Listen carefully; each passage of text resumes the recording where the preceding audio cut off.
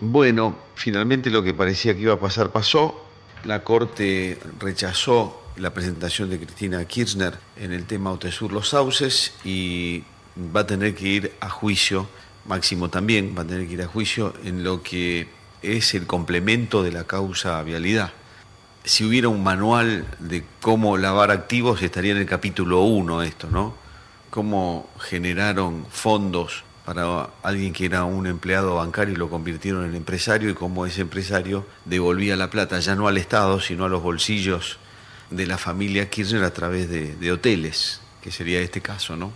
Evidentemente va a ser un año bastante movido para Cristina Fernández, para muchos, pero digo Cristina porque esto y otros juicios que están dando vueltas por allí, como el Tratado de Irán, como el de los cuadernos, más temprano o más tarde van a terminar en juicio oral. Y tiene dentro de su espacio político una turbulencia que no es habitual en los últimos años del peronismo y del kirchnerismo en particular. El domingo, quien es el secretario de redacción del área política de La Nación, que es el señor Jorge Liotti, escribió un artículo extraordinario, muy extenso, pero muy minucioso, muy detallado de lo que está pasando en la interna del Partido Justicialista, también en la del PRO, pero en este caso estamos hablando del peronismo. Y tenemos la suerte de poder conversar con Jorge, ahora mismo está en línea. Jorge, ¿qué tal? Buen día. Marcelo Fernández, mucho gusto. ¿Qué tal, Marcelo? Buen día, ¿cómo estás? Muy bien, por suerte, muy bien, por suerte. Bueno, queríamos repasar un poco contigo, Jorge, lo que está pasando. En general, en casi todos los partidos hay una turbulencia y hay un mar de fondo que los tiene, en el mejor de los casos, partidos al medio, pero en otros casos más que al medio, porque ayer, por ejemplo, hablaba con el diputado nacional Eduardo Tonioli, que es peronista, y me contaba que acá en Santa Fe están partidos no sé en cuántas partes, no al medio, son un montón y no logran conciliar. Un escenario raro para Cristina, ¿verdad? Bueno, yo creo que este cuadro responde en primer lugar a que siempre el peronismo, cuando es derrotado en las urnas, queda en un estado de convulsión porque es un movimiento político concebido para ejercer el poder, con lo cual cuando está en la oposición se lo nota fuera de su hábitat natural. A esto yo creo que se suma que esta vez la derrota vino a mano de un fenómeno político novedoso, tanto en la figura de Milei como de su partido, todavía medio en formación, y que naturalmente su irrupción dentro de lo que eran las dos coaliciones que venían gobernando, la de girar en torno del kirchnerismo y la que giraba en torno de Juntos por el Cambio, iba a generar una ruptura del tablero político, y eso era esperable y es lo que todavía se sigue viendo como si fueran efectos eco, ¿no? Que se van reverberando a lo largo del tiempo y no terminan todavía. Entonces hay una fragmentación de todo el tablero político y esto impacta naturalmente en la principal fuerza opositora, que es el peronismo. En este contexto, Cristina resuelve salir rápidamente otra vez a jugar. Pensemos que la vez anterior que perdieron el poder, que fue en el 2015, recién en el 17 Cristina armó algo más personal que se llamó Unidad Ciudadana y después ahí empezó a coaligarse el peronismo. Yo creo que esta vez la dispersión era tan grande que ella sale muy anticipadamente a buscar algo que siempre había desdeñado, que es la presidencia del PJ, para por lo menos tratar de nuclear al sector más duro del kirchnerismo.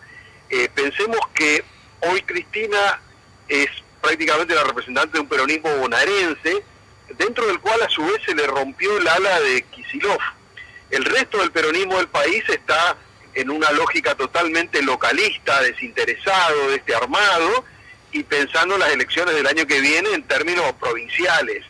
Con lo cual, yo creo que Cristina, a lo sumo, va a poder mantener entre los más leales algún tipo de unidad o algún tipo de disciplina, llamándolo, pero lejos está de ser hoy la líder del peronismo en su conjunto, que supo ser en otro momento. Uh-huh.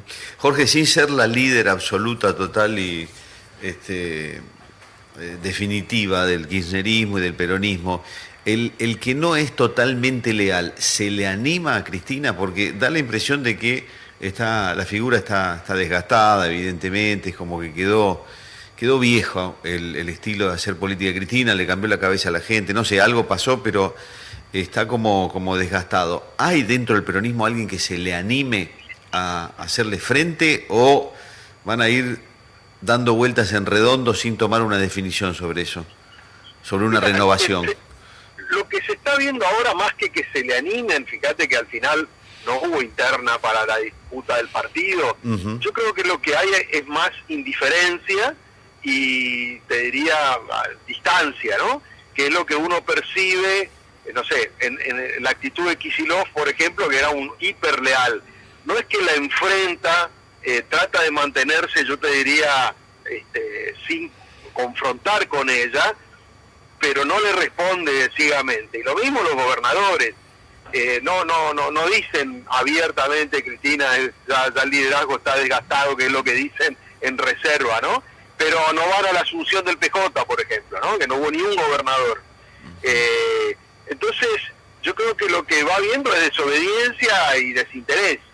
De alguna manera la van desgastando sin confrontarla. Todavía hay cierto temor, sobre todo para los actores bonaerenses, ¿no? Hay muchos actores bonaerenses que le meten mucha ficha a Kicillof para que rompa directamente.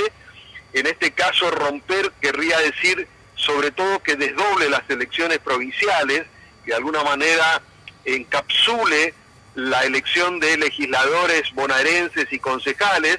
Es un paso que todavía Kicillof no se anima a dar y que muchos la vienen alentando como una señal de autonomía y rebeldía. Bueno, yo creo que todavía falta para eso, pero bueno, hoy todavía no hay quien la enfrente, insisto, hay indisciplina y distancia.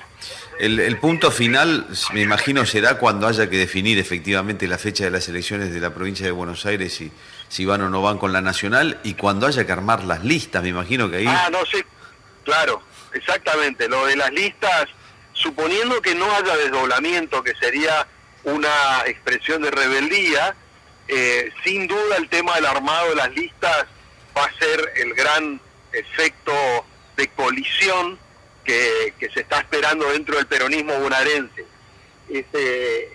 Entonces, me parece que ahí vamos a ver realmente hasta qué punto estos sectores que hoy alimentan el espíritu autónomo de Kicillof están dispuestos a jugar a fondo, ¿no? Jorge, hablábamos al principio de la conversación que en realidad todos los partidos están, valga la redundancia, partidos, el PRO, el radicalismo, bueno, estamos hablando del justicialismo.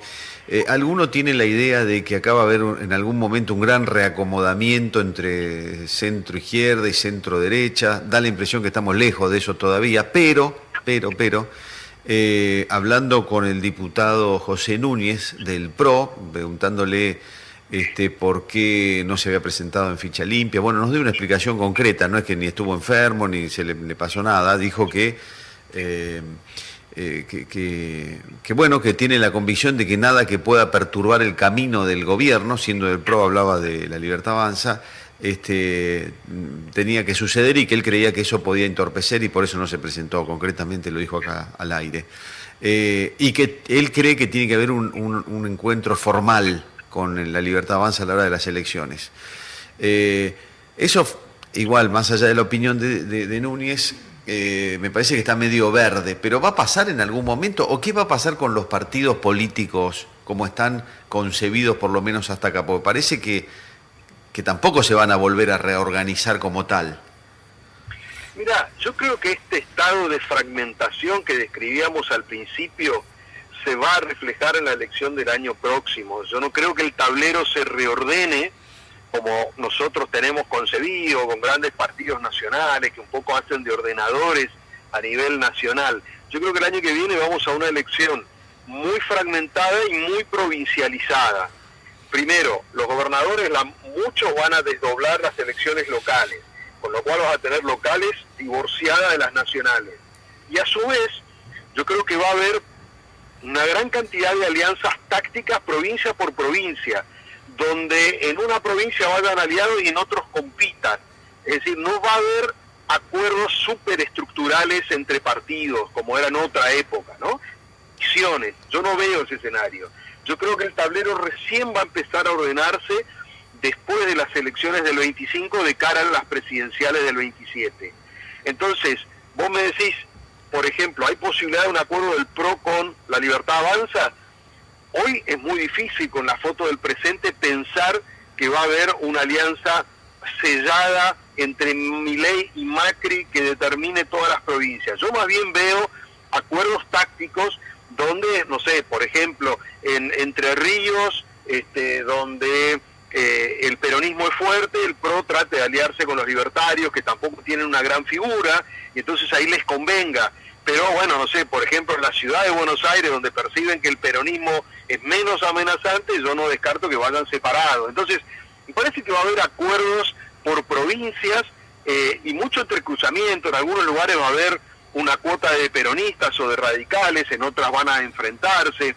Entonces yo creo que vamos a una elección compleja, muy fragmentada, muy, yo te diría, táctica, sin grandes lineamientos generales, donde lo que se va a poner en juego en definitiva es si el gobierno avala, perdón, si la sociedad y el electorado avala o no al gobierno. Es decir, si Milei gana o pierde. En términos cuantitativos, el resultado de la elección está puesto desde hoy. La Libertad Avanza va a ganar bancas, va a ser el único partido que gane bancas.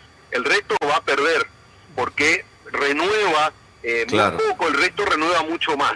Con lo cual es natural que, excepto que haya un cisne negro acá hasta las elecciones, este sería el resultado natural. Ahora, Milei necesita un triunfo claro, que supere el 40%, que demuestre que el proyecto tiene sustentabilidad en el tiempo para poder reordenar el tablero en forma más nítida, contemplando que en la elección del año pasado logró un resultado muy exiguo, la elección de primera vuelta, que es cuando se define el Congreso, ¿no? Sí, claro, sí. ¿A vos te da la impresión de que La Libertad Avanza va a llegar? Porque acá el tema es si lo económico se sostiene de esta. Hay una discusión importante dentro de la economía, aún en los economistas que están cercanos al pensamiento del presidente Milei, sobre si esto va a poder sostenerse así o la Argentina se va a poner tan cara que la cosa se va a empezar a complicar por otros lados. ¿Te da la impresión de que el gobierno va a llegar razonablemente bien parado a las elecciones o se le hace largo el tiempo? Bueno, en realidad yo creo que va a haber algunos indicadores favorables al gobierno, es lo que un poco se presume, pero que no terminan de, yo te diría, responder las grandes preguntas de fondo respecto del modelo. ¿A qué me refiero? Debería ocurrir que la Argentina, en términos de producción, rebote positivamente. Este año el PBI va a caer al final del año aproximadamente un 3%. Se supone que el año que viene debería repuntar un 4%, o sea, 3 más un punto o 2 puntos más. Eso es importantísimo para generar algo de reactivación, aunque sea un mero rebote, por lo menos empezar por algo. También se supone que debería continuar la tendencia a la baja de la inflación. Ahora, es cierto que este esquema está incubando un problema de fondo, que es la competitividad de la producción argentina, a partir de dos decisiones que el gobierno viene tomando. Una, la que vos mencionabas, respecto de la cuestión cambiaria. Está claro que en un contexto incluso regional, donde las monedas se devaluaron, en la Argentina el peso se revaluó, es decir, se encareció respecto del dólar.